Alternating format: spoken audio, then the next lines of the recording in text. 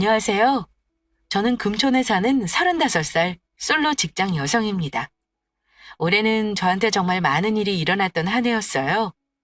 최악의 시간을 보냈지만 시간이 지난 지금 되돌아보니 오히려 잘된 일이었다는 생각이 들 정도로 마음이 편안해졌습니다. 저는 급하게 결혼 서두르다가 진짜 황당한 예비시모 때문에 파혼했어요. 좀 길지만 제 파혼 사연을 들려드리려고 합니다. 예전보다는 비혼 비출산에 대한 인식이 많이 공유되고 있지만 지금 30 정도 된 정년기에 이른 여자분들, 가을만 되면 싱숭생숭하죠? 주변 친구들 하나둘 시집가기 시작하고 명절 다가오면 친척들 넌 언제 결혼하니 하고 물어보지 않나요? 집에서는 축의금 회수해야 하니까 마진 너부터라도 가야 하지 않겠니 하며 은근 압박이 들어오기도 하고요. 비혼, 비출산, 인터넷에서만 말 넘쳐나도 오프라인에선 결혼 얘기, 혼수 얘기 넘쳐나고 남의 신혼여행 사진, 웨딩 사진 보고 있으면 나도 늦기 전에 결혼하고 싶다는 생각과 함께 결혼에 대한 조급함이 생깁니다. 저 역시 딱 나이 30에 접어들면서 혼란스러워졌어요. 왠지 30이 넘어가면 내 가치가 떨어지는 게 아닐까 하는 불안도 생겼었고요. 그래서 30 넘기 전에 사귀는 사람과 결혼해야 하는 결심을 하게 되면서 인생이 꼬이기 시작했습니다. 그런 애매한 마음으로 결혼해야겠다고 결심하니 일이 잘 안 풀렸던가 싶기도 하고요. 결혼은 남 따라하듯 하면 안 된다는 거라는 걸 다시 한번 배우기도 했네요. 저는 2년 정도 사귄 남자친구가 있었습니다. 나이는 저보다 2살 많았으니 그 친구도 결혼 정령의 나이이긴 했어요. 알고 보니 서로 소위 학벌도 연봉도 차이가 있었지만 상대방이 꽤 괜찮은 사람인 걸 알기에 별로 상관없었어요.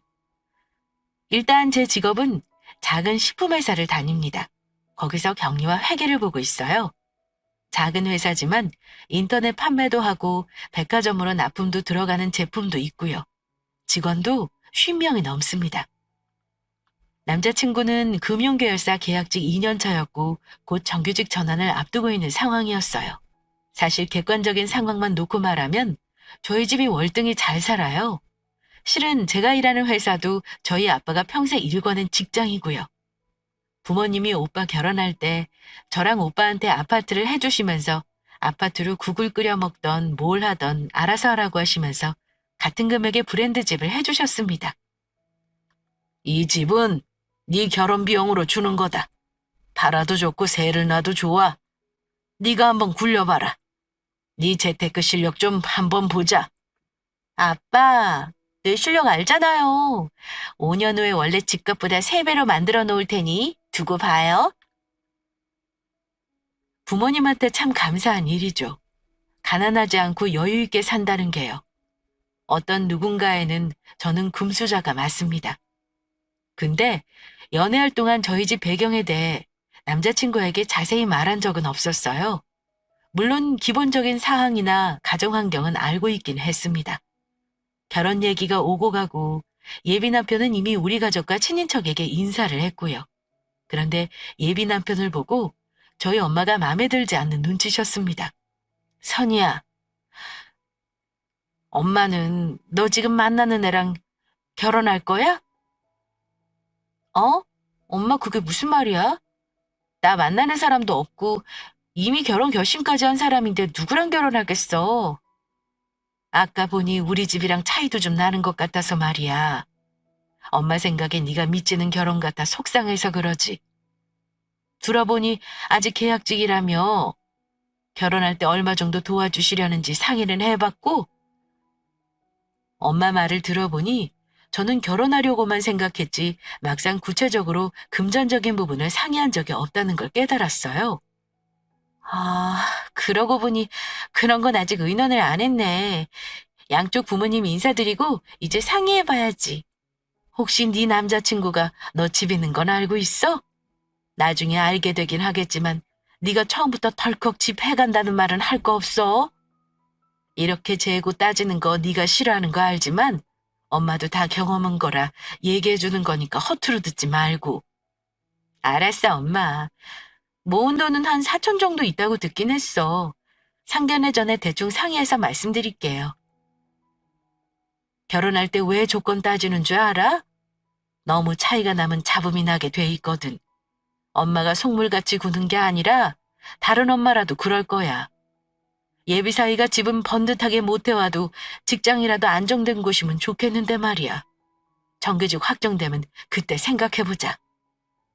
엄마는 혹여 제가 그 사람을 먹여 살리는 상황이 될까 걱정하셨습니다. 사위가 마음에 들면 집이며 차며 해줄 능력까지 있는 분들이지만 어머니는 최소 직장이라도 계약직이 아닌 정규직이길 바라신 거고요. 아빠야 엄마 생각 따라가는 분이시니 말할 것도 없었고요. 남자친구는 우리 집에 인사하고 나서야 생각보다 제가 잘 사는 집 딸이라는 걸 알고 나서 좀 놀란 듯한 눈치였습니다. 하지만 저희 부모님, 특히 엄마의 못마땅한 마음을 눈치챈 건지 서운한 기색을 내비치더라고요. 선야, 너희 부모님은 나보고 뭘 하셔? 혹시 마음에 안 드신다거나 그런 건 아니야? 나한테 솔직하게 말해줘. 마음에 안 들긴 그런 말씀 없으셨어. 그냥 결혼 너무 서두르지는 말고 서로 의논해서 준비 잘하라고만 하셨어. 부모님이야 당연히 딸 시집 보내는 거 걱정되니까 이것저것 오빠에 대해 물으실 수도 있는 거잖아. 너무 걱정하지 마. 그래도 너 알다시피 우리 집이 아주 잘 사는 것도 아니고 말이야. 괜히 내가 신경 쓰여서 그래. 너희 집 되게 좋더라. 아빠가 아직도 일하시는 거지? 어? 아빠 사업하셔. 뭐 그리 대단하게 잘 사는 것도 아니니까 자격지심 뭐 그런 거 가질 필요 없어. 나 그런 거 상관 안 하는 거 알지? 저는 엄마의 말 그대로 전하는 것도 남자친구에 대한 예의가 아닌 것 같아 저렇게 대충 둘러댔습니다. 남자친구가 괜히 자격지심 가질까봐 마음이 좀 안 좋았죠. 그 후로 저는 남자친구가 엄마에게 점수를 딸 수 있도록 물심양면 서포트해줬습니다. 남자친구가 보냈다며 과일 선물을 보내기도 했고 엄마가 좋아하시는 화장품도 제 돈으로 사가며 엄마에게 남자친구가 사줬다며 선물하기도 했고요.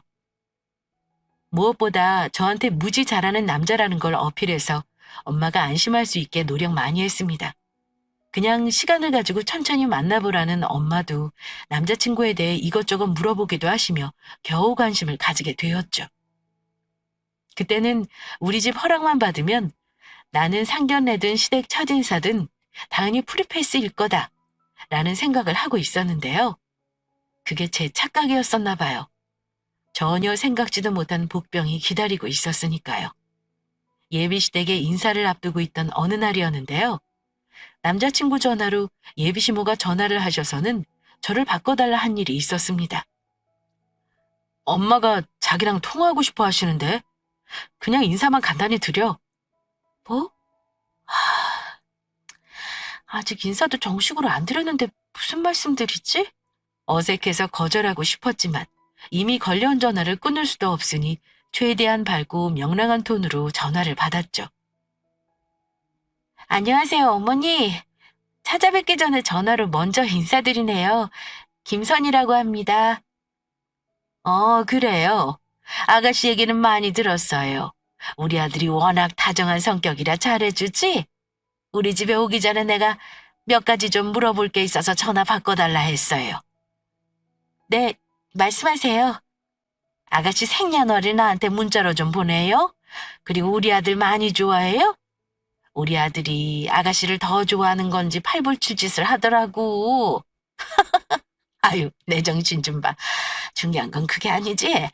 그보다 아가씨 결혼 비용은 한 얼마 정도 생각하고 있어? 아가씨 쪽 집이 어느 정도 사는지는 알아야 우리도 거기에 맞출 수 있으니 물어본 거예요?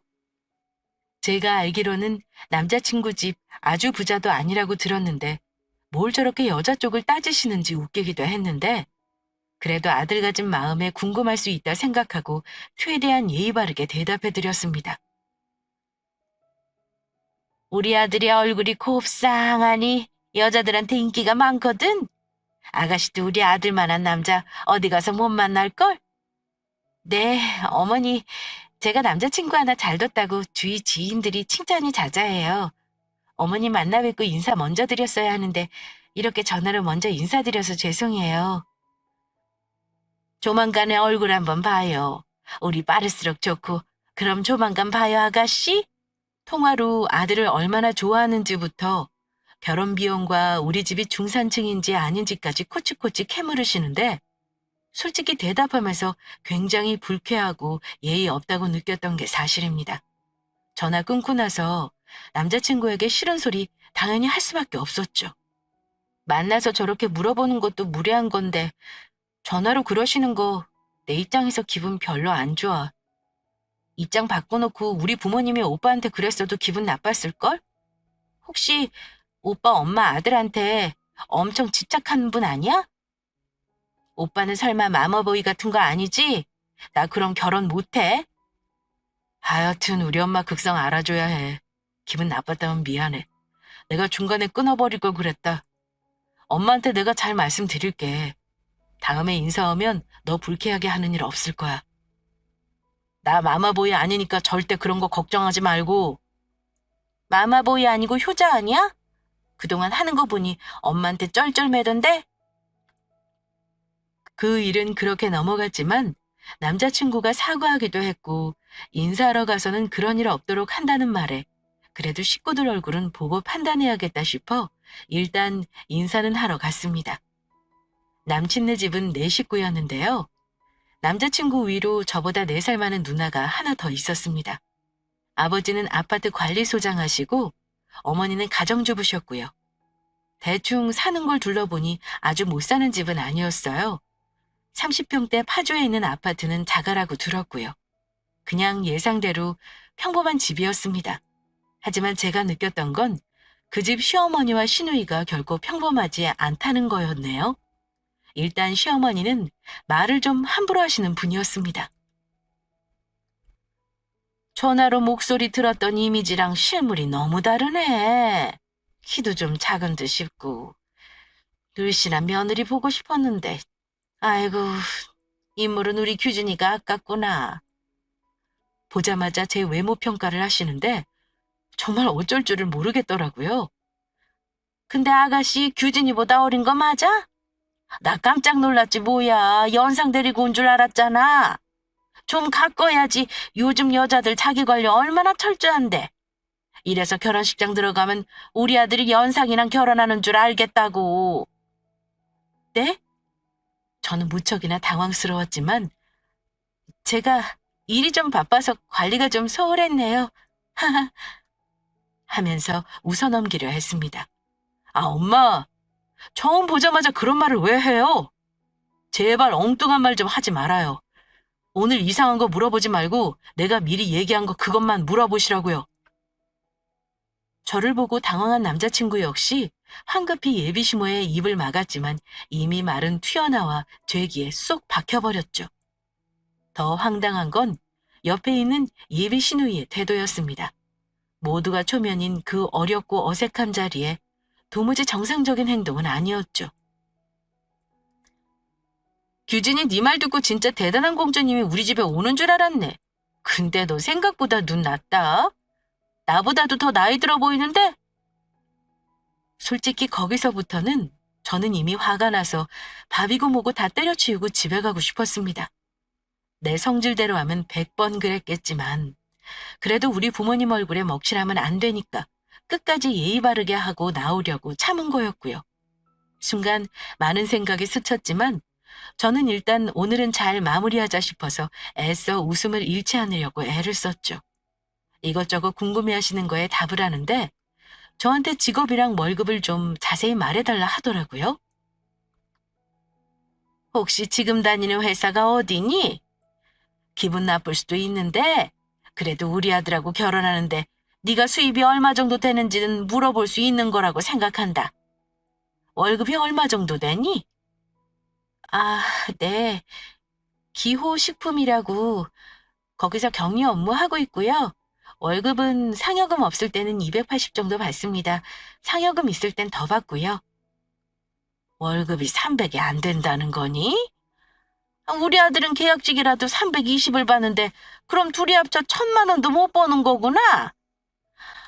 우리 아들 청규직 때문에 훨씬 많이 받고 다닐 텐데 말이다.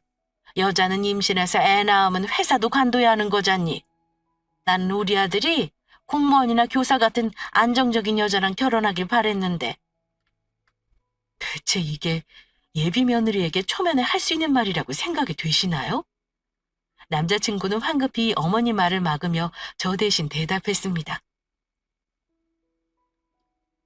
엄마, 둘이 꾸준히 버는 게 중요한 거예요. 아끼고 살면 둘이 충분히 잘 살 수 있어요.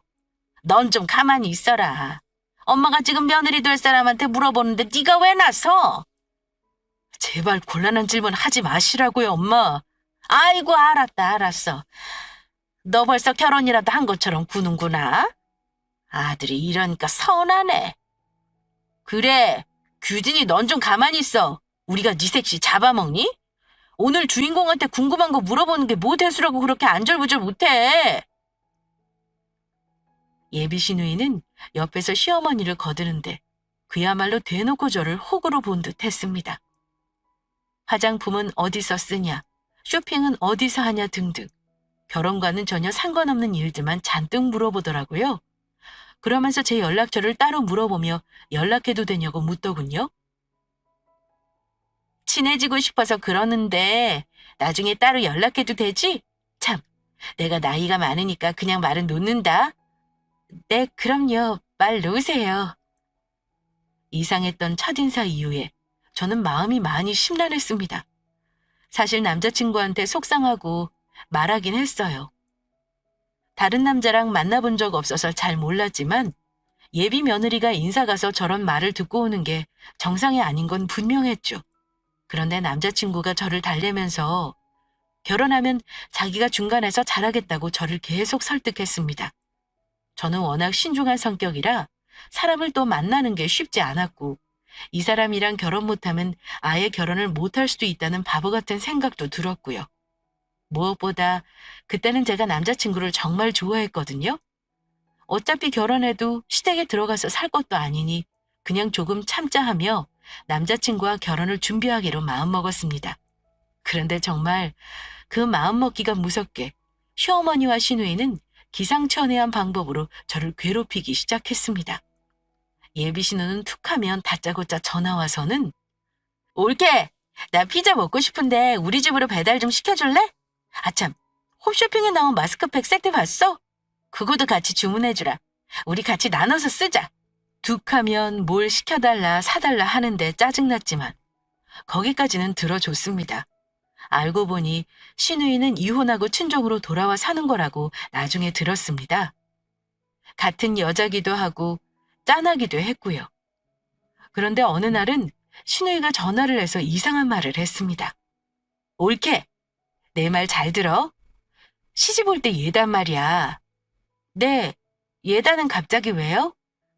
예단 준비할 때 엄마한테 하는 거 똑같이 한 세트 더 준비해야 할 거야? 이러는 거예요.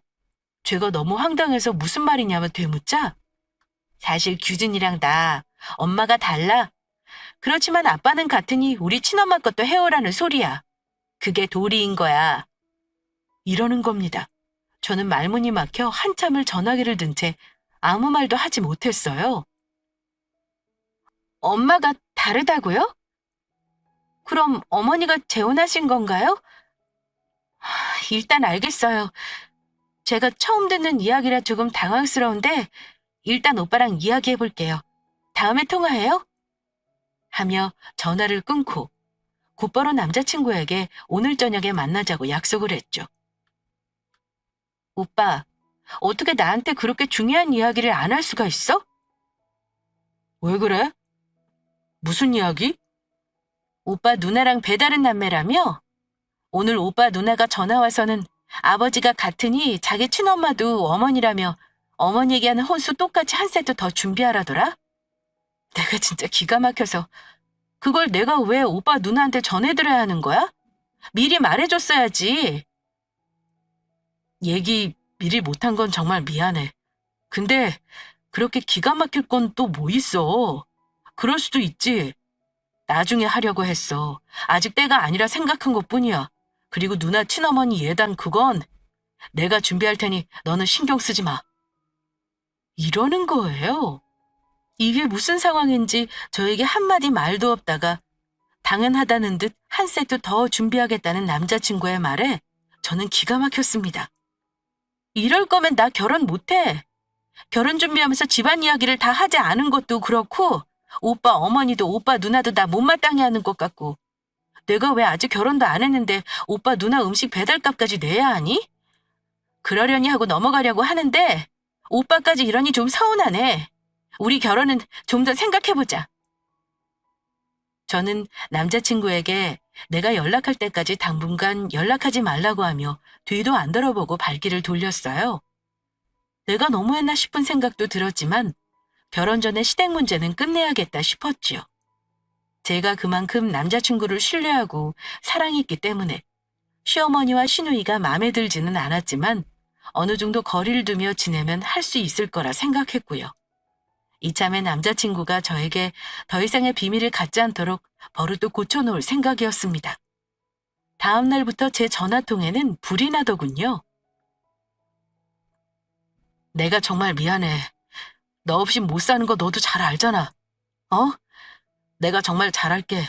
너한테 피해가는 거 없게 할 테니 한 번만 용서해줘.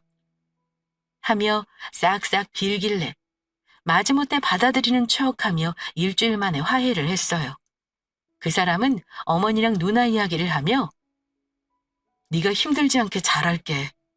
그러니 결혼할 때까지 조금만 받아주면 안 될까? 우리 엄마는 내가 외아들이라 욕심이 있어서 그런 거야. 아마 결혼하면 안 그러실 거야. 하며 부탁을 하더군요. 저는 오빠에게 앞으로는 어떤 이야기든 비밀은 없었으면 좋겠다 했습니다.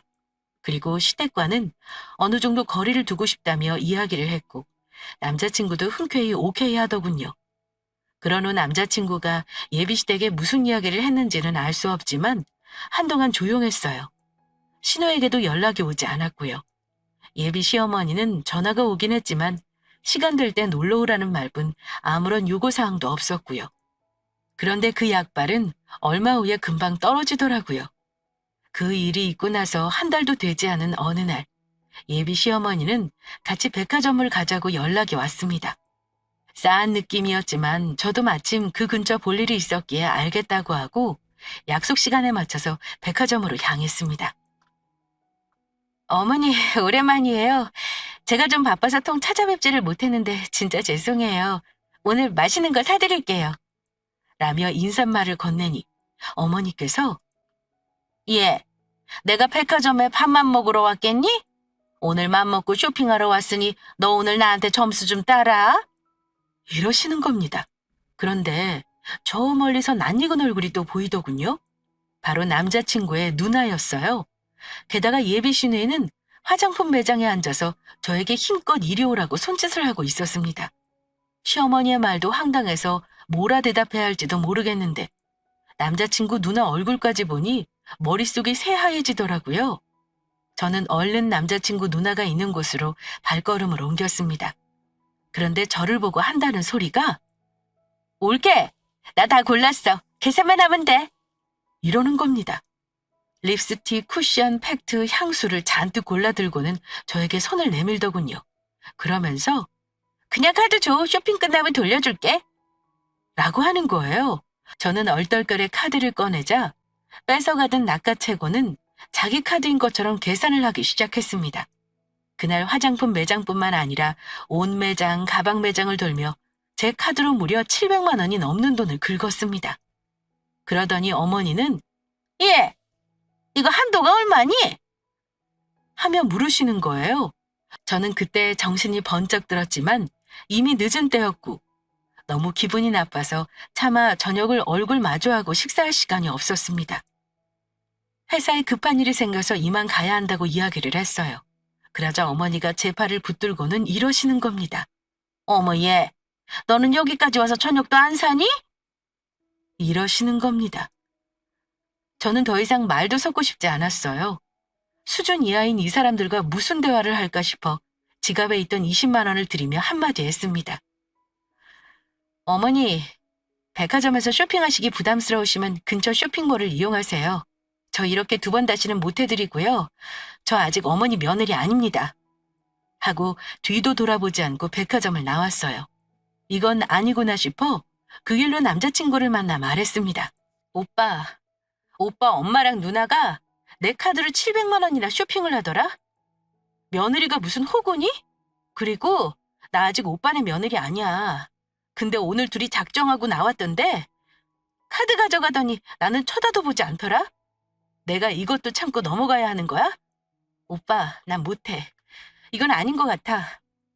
오빠랑 결혼하면 더하면 더했지 나아지는 거는 없을 것 같아. 나 이 결혼 못해. 뭐라고? 우리 엄마랑 누나가? 진짜 나도 미치겠다. 선이야, 진짜 오빠가 미안해. 결혼 안 한다는 소리만 하지 마. 우리 상견례 날짜도 잡았잖아. 그니까 일단 집에 가 있어. 내가 연락할게. 진짜 미안하다. 저는 대답도 안 한 채 발길을 돌렸어요. 그날 예비 시어머니와 시누이의 행동을 생각하니 남자친구도 너무 밉더라고요. 너무 밉다 못해 5만 가지 정이 다 떨어지더군요. 한동안 저는 남자친구의 연락도 받지 않았어요. 어지간히 화가 누그러들지를 않더군요. 남자친구 또한 조용했고요. 그렇게 조금 시간이 흘렀습니다. 퇴근하고 집 앞에 도착하니 남자친구가 집 앞에서 기다리고 있었어요.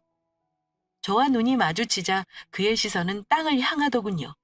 아마 미안해서 면목이 없다는 의미인 것 같았죠. 갑자기 찾아와서 미안해. 오빠 무슨 일이야? 연락도 없이. 전화를 하지. 저번에 우리 엄마랑 누나 일 너한테 사과하려고 왔어. 진짜 미안해. 그러더니 봉투 하나를 저에게 내밀더군요. 이게 뭐야? 집에 들어가서 다시 한번 확인해봐. 내가 확인해서 맞기는 할 거야. 백화점에서 엄마랑 누나가 산 물건들 영수증 가져가서 내가 계산해서 일단 가져왔어. 진짜 미안하다. 네가 결혼 안 한다고 해도 내가 할 말은 없지만 네가 나랑 결혼해주면 오빠 진짜 잘할게. 남자친구가 자기 카드로 전부 다시 계산했다고 하는 말에 마음이 조금 누그러지긴 했지만 이 결혼을 이렇게까지 하며 해야 하는지 진심으로 고민이 들었습니다. 나한테 시간을 좀 줄 수 있어? 결혼이라는 게 오빠랑 나랑 둘만 좋다고 할 수 있는 건 아닌 것 같아서 그래. 앞으로 더한 일이 있을 것 같아서 나 솔직히 무서워. 다시 생각해보자. 제발 결혼 못하겠다는 말만 안 하면 돼. 내가 중간에서 진짜 잘할 테니까 이번 일은 그냥 넘어가줘. 부탁이야. 앞으로 이런 일이 또 얼마나 많겠어. 그때마다 오빠가 매번 나설 수도 없는 거잖아? 일단 나도 시간이 좀 필요해. 그렇게 헤어지고 일주일간의 시간을 갖기로 했는데요. 느닷없이 예비 시모가 제게 연락을 했습니다. 그것도 회사에서 일하고 있는데 말입니다. 너 다닌다는 회사 로비에 와 있는데 너 잠깐 나 좀 봐야겠다. 기다릴 테니 지금 바로 내려와. 시모 목소리가 심상찮았지만 일단 내려갔습니다. 어쨌든 찾아오신 분께 말은 해야 했으니까요. 예비 시모는 걸어오는 저를 도끼 눈을 뜨고 쳐다보고 계시더라고요. 이미 결혼에 대한 생각도 흔들리는 와중에 어머니 얼굴을 보니 마음이 차게 식더라고요. 그래도 찾아오신 분께 예의는 갖춰야 했기에 말씀드렸습니다. 어머니, 저 다니는 회사까지 오시고 어쩐 일이세요? 일단 근처 카페로 가서 얘기 나누실까요? 아니, 그럴 거 없다. 여기서 얘기해. 너 이런 조그만 회사 다니는 거였니? 뭐 이런 창고 같은 데 다니면서 회사라고? 웃긴다 정말. 이런 데 다니면서 우리 아들하고 감히 결혼한다고? 그리고 너 우리 아들 시켜서 환불해오라 그런 거지? 네가 우리를 얼마나 우습게 알았으면 그런 거니? 더 볼 것도 없다. 난 우리 아들 너 같은 거랑 결혼 못 시켜. 갑자기 오셔서 그게 무슨 말씀이세요?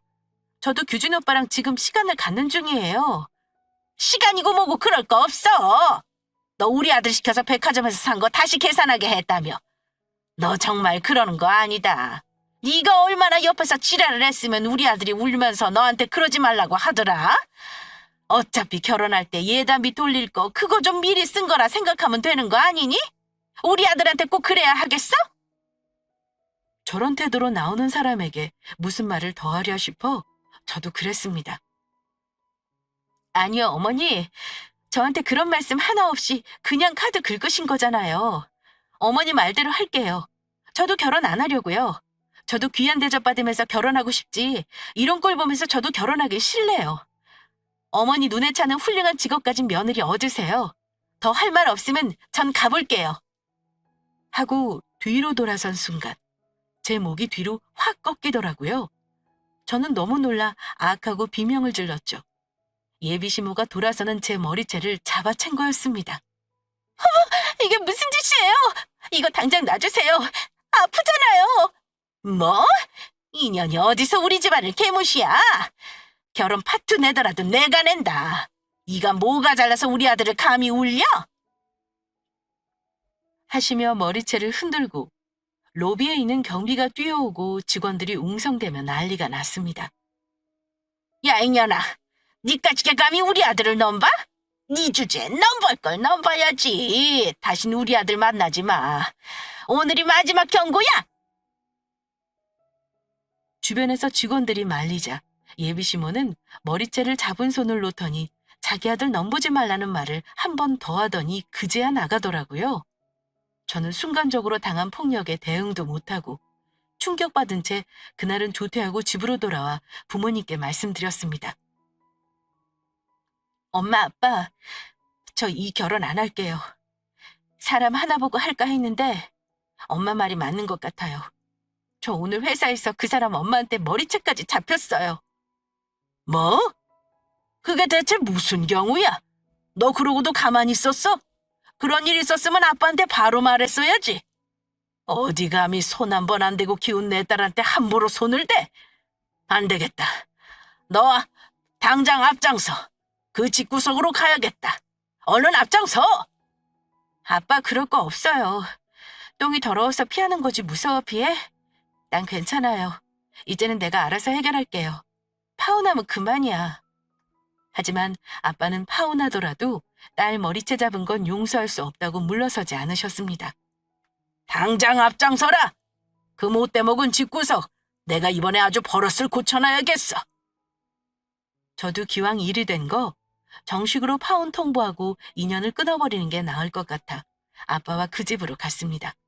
놀라서 문을 열어주는 남자친구를 밀치고 아빠는 어머니를 뵙자고 하셨습니다. 자네 어머니 좀 뵈러 왔네. 이 결혼 안 하겠다고 정식으로 말하러 왔네. 네? 장인어른?